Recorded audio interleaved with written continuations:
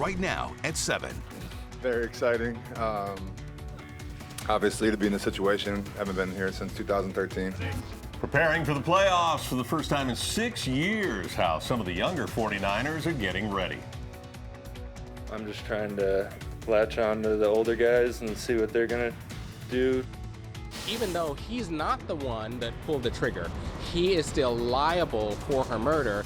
And the unusual legal twist in a botched East Bay home invasion that turned deadly. Let's be real about it. Like, Bart has a reputation, anything goes. But will arming some special new officers with walkie-talkies instead of guns really keep BART riders safer? It's a lottery mystery. Who is the latest overnight millionaire in the Bay Area? And they're not the only lucky ones. Wait till you see what a group of women won with my camera rolling. What are you going to do with all that money? Divide it between 5 of us. Our top local stories in just a moment, but first on the KPIX-5 News at 7 and streaming on CBS and Bay Area, the latest on Iran's attack targeting U.S. troops in Iraq. Good evening, I'm Ken Bastida. And I'm Veronica Dela Cruz. The president just making his first public comments on Twitter, and we've learned the Pentagon saw it coming. The LA Times reporting the U.S. was tracking the launches and was able to warn its personnel to take cover. The paper says a total of 15 missiles were fired. 11 of them struck bases. 10 hit Al-Assad Air Base in western Iraq. Another hit Erbil in the north. 4 more blew up in flight. Tonight, there are no immediate reports of any U.S. casualties. Security has been tightened at the White House as tensions mount. The administration says the president is monitoring the situation, but he is not expected to address it publicly tonight. Minutes ago, the president tweeting this, quote, "All is well. Missiles launched from Iran at 2 military bases located in Iraq. Assessment of casualties and damages taking place now. So far, so good. We have the most powerful and well-equipped military anywhere in the world by far. I will be making a statement tomorrow morning. We'll cover the president's remarks right here on KPIX-5, also on CBSN Bay Area. Tonight, the San Francisco 49ers just a few days away now from a tough playoff test. They're all tough. They were back on the practice field in Santa Clara today, and sports director Dennis O'Donnell was there. Hey, Dennis. Yeah, it's been a long drought, right, guys? The last time the 49ers were in the playoffs, rookie Nick Bosa was just getting his driver's license, and Jimmy Garoppolo was finishing his senior season in college. Most of them don't really understand how much losing the team went through to get to this point. The week is taking on a different look, both on the field and in the press conference room. Yeah, feels like an introductory press conference. In many regards, today was an introduction, at least to the postseason. Seeing the atmosphere of the building ramp up, the atmosphere of the coaches, players, everyone. I'm just trying to latch on to the older guys and see what they're going to do to prepare. 11 players on the 49ers active roster have been in a playoff game, but just one, Hello. tackle Joe Staley, can say he's played in a 49er playoff game. Yeah, very exciting. Very exciting. Obviously, to be in this situation, haven't been here since 2013. The longest tenured 49er was in tears after the big win in Seattle. Emotional for another shot at a Super Bowl, even though it didn't seem possible not long ago. Maybe I'd be lying to you if I said, like, no, I always believed, but I mean, there's some dark years there. You know, once I met Kyle and John and the vision they had for the franchise, I was pretty confident that we were going to get there. Rebuilds are never easy, but the 49ers have struck gold since those dark years. Staley last blocked for Colin Kaepernick in a playoff game. On Saturday, it'll be Jimmy G. Joe, I mean, he's been through the ups and downs of this whole organization. And so just the one in Seattle was a big one, and we just want to keep this thing rolling for him. And the team is confident in their quarterback for his first playoff start. Garoppolo's experience playing behind Tom Brady is about to pay off. How many Super Bowl rings that guy got? You know, he knows. He knows what it takes to go all the way and win it all. And he's seen the preparation from one of the greatest quarterbacks of all time.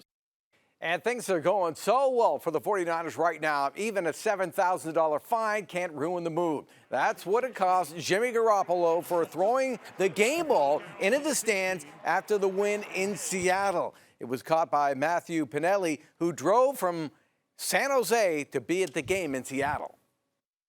Pretty accurate on the throw, I thought. I saw the guy, wanted to, so I wasn't trying to be, star ride or anything. I was trying to throw it to that specific guy, and he made a great catch on it. But yeah, I was glad it was a San Fran fan that caught that. San Fran. He'll have a few more San Francisco fans at Levi Stadium this Saturday. Should be a good game. These teams are pretty evenly matched. Yeah, but Minnesota, 6 days rest, 49ers 2 weeks. All right. Awesome, Dennis. Thank you. Don't forget to stay with KPIX-5 and CBS Bay Area as the 49ers make that playoff run.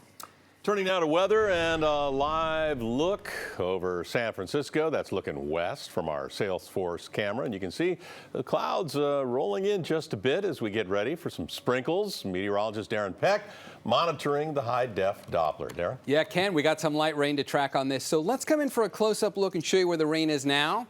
Not a lot to it, but you can see a few spotty showers just over the Sonoma County line up in the Mendocino County. We'll switch from live, high-def Doppler, put it into the Futurecast, take that band of rain we were just looking at there, play that forward. And there's not a lot, but as we go through the remainder of the evening, a chance for a few spotty showers. That says 8 o'clock, but watch what happens by the evening, 10 o'clock, and now we're seeing them kind of scattered, hit and miss, Bay Area wide. There's not a lot to these. I mean, there we are at 11 o'clock, and you got to be in the right place at the right time. But by the time we've gotten to 11 o'clock and midnight, it's made it down to the South Bay. Don't plan on big totals from this, but light rain possible tonight.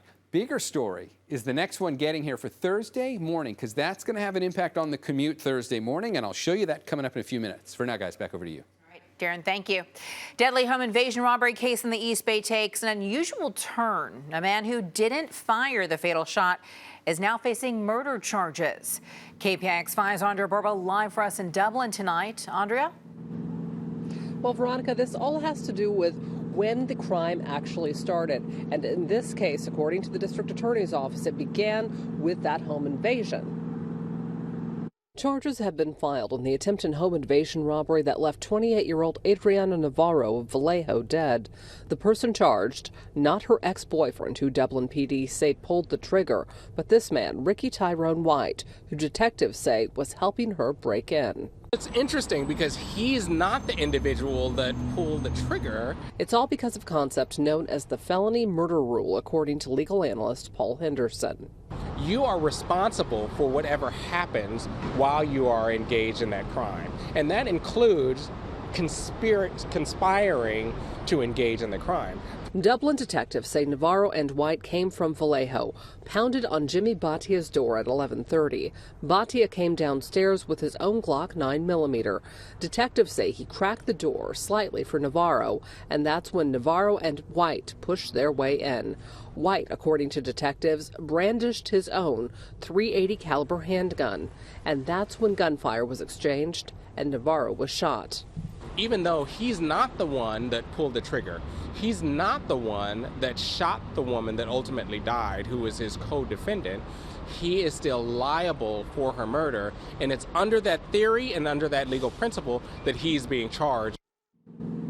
Now, Henderson believes at this point the homeowner is unlikely to be charged here in Alameda County with a crime for a multitude of reasons, not the least of which is they need that homeowner to cooperate in the other case. Reporting live in Dublin tonight, Andrea Burba, KPIX-5. Veronica? All right, Andrea, we appreciate it. Thank you. The newly hired Oakland crime czar sitting down with KPIX-5 to tell us how he plans to battle an uptick in violence. Guillermo Cespedes is the new chief of Oakland's Violence Prevention Department. He just finished implementing crime reduction programs in Los Angeles that he hopes to bring up to Oakland. He has spent the last few months trying to figure out what's working in the violence prevention here and what needs fixing. The people that live here are going through a really tough time because we've had an uptick in crime, but from my perspective, coming in from the outside, Oakland is poised to be a model to other cities. It's not about arrests, it's not about using handcuffs, it's about the relationship between the police and the community. And tonight, BART has plans to put more patrols on trains, but these officers won't be armed. In fact, they won't actually be sworn officers at all. The so-called BART ambassadors would be two-person teams operated by BART PD. They would have walkie-talkies to communicate with BART police if an immediate response is needed. I think this is a means by which the need for additional presence can be balanced with the lack of available existing officers. I think a presence is a good thing. Let's be real about it. Like, BART has a reputation, anything goes. The BART Board of Directors will vote on the $700,000 proposal at its meeting Thursday. If approved, the ambassadors could be patrolling as soon as February 10th. Up next, we have more on the new attack on 2 Iraqi air bases housing U.S. soldiers. What a local expert on Iran says about this escalation. I don't think they thought through what the repercussions were. It's a target-rich environment. But these are happening broad daylight, middle of busy intersections. And the crews of Bay Area criminals caught on camera wreaking havoc hundreds of miles away. And one extra lucky local liquor store has just turned one person into a millionaire. How the winning streak continued when we showed up. How much? We got $1,000. $1,000. Don't forget, we're streaming right now on CBSN Bay Area. Find us on KPIX.com, the CBS News app, or on your favorite platform.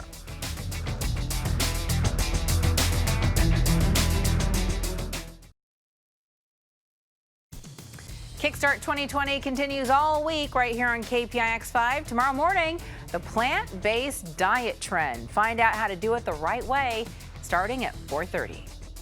New at 7, one lucky person is $5 million richer tonight after hitting it big on a lottery scratcher in Santa Rosa. Scratcher. We sent KPIX-5's Don Ford to that store where the winning streak continued for some people later on. According to the lottery folks in Sacramento, the winning $5 million scratcher sold here is one of the largest scratcher awards in the state. The Super Latino Market is a modest market in a modest neighborhood. Nothing modest about their lottery sales. The winner is remaining anonymous, but owners Herberto and Raquel know him. He's a local shopper, regular client. A regular? A regular. You know who he is? Yes, I know who he is. And purchased a scratcher for $20, and we were $20 and came back on the 26th. He had a picture on his phone, and he's like, it's $5 million. $5 million. Yeah. Lottery scratcher sales have tripled at this store. Meanwhile, in the parking lot, these 5 sisters bought $125 worth of scratchers. How'd that one go? Nothing on this one. They kept scratching when finally... We hit it with the $5 ones. How much? We got $1,000. $1,000. We got the 5 stacks of the dollars, and which equals up to 1,000. What are you gonna do with all that money? Divide it between 5 of us. Within this last week, we've had 2 winners of over $1,000 scratchers. Well, we just saw one. Just saw one. You saw it for yourself, yeah. The Super Latino Market gets a cut of $25,000 just for selling the $5 million scratcher. With all this money flowing around, you bet I'm giving it a shot. Keeping the day job. In Santa Rosa, Don Ford, KPIX-5. Okay, I want to get through the details of tonight's rain because it's not a big deal. It's Thursday morning. That's the rainmaker I want to make sure you're ready for because that's going to impact the commute. But first, one at a time, and since it's raining out there now, and will be over the next few hours for the Bay Area, I want to focus on the first light rainmaker. High-def Doppler is picking up the beginnings of this. Just a few showers that are above the Sonoma County line in Mendocino, but the Futurecast is able to pick up on that.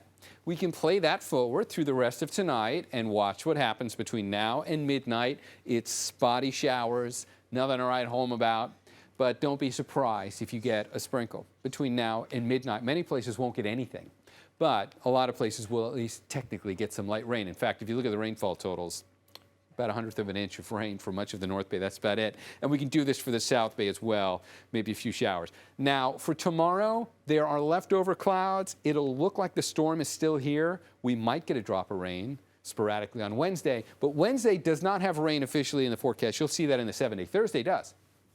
That's 1 a.m. Thursday. That's much more widespread rain. This is the rain I'm talking about for the commute on Thursday, so let's time that out. 2 a.m., it's going pretty good in the North Bay. 4 a.m. is kind of like prime time for this. It's centered right over the heart of the Bay Area. There's some moderate rain coming down here. And then by the time we've gotten to 7 a.m., it's starting to clear the South Bay. So timing is important here because most of the rain should be finishing up by 7 a.m.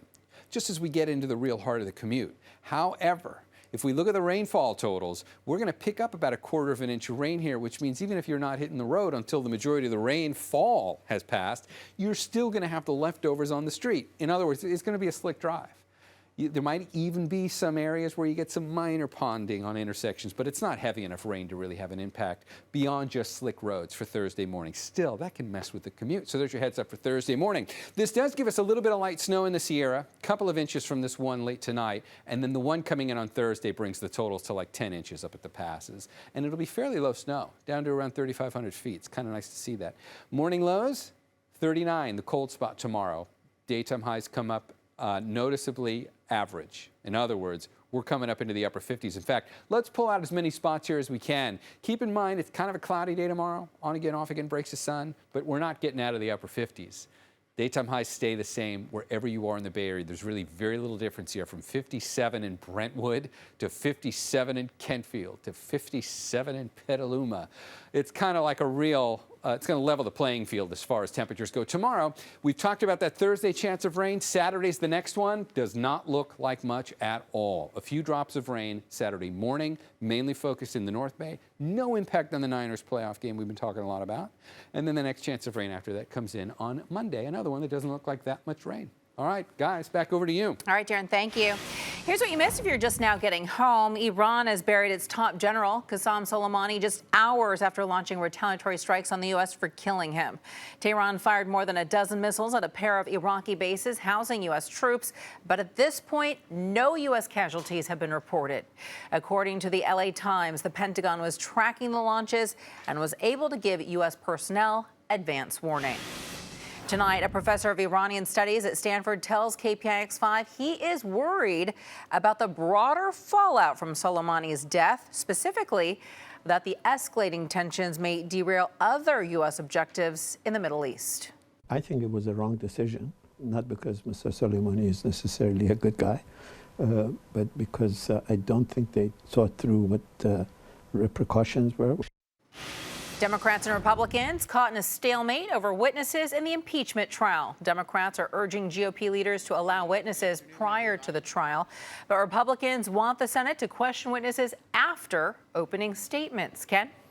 Thank you, Veronica. Coming up next, the fight to stop a popular fast food restaurant from opening up shop in Silicon Valley. As council members, we have to look at the bigger picture.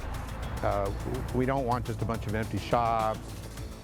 And the concern tonight in Southern California over criminals from the Bay Area. Some of the mayhem caught on camera. And then a little later on, check out the moves side of Elon Musk we very rarely see. Thank goodness.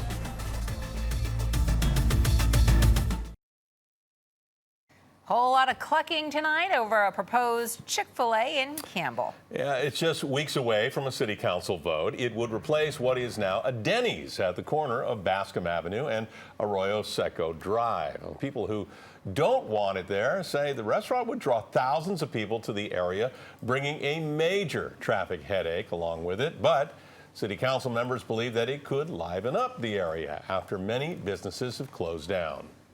We need to encourage people to come to our city for a unique experience. It shouldn't be for fast food. A Chick-fil-A is just going to junk up that area, I mean, at the end of the day. We'd like a little more vibrancy without the traffic. I mean, that's the big story. And is Chick-fil-A the answer? Tonight, police in Los Angeles say Bay Area burglary crews are flocking south to prey on tourists. Detectives say they are seeing a big spike in brazen smash and grabs at popular spots. All the reasons that make this area appealing to tourists make it appealing to suspects as well. It's a target-rich environment. Those targets, cars with rental stickers or out-of-state plates. The LAPD urging tourists not to leave anything behind while they're out seeing the sights. Coming up next, they aren't exactly moves like Jagger.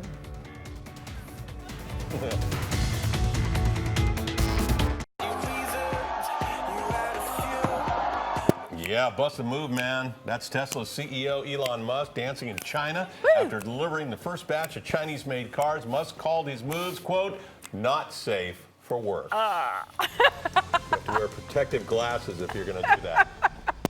We'll see you. Good night.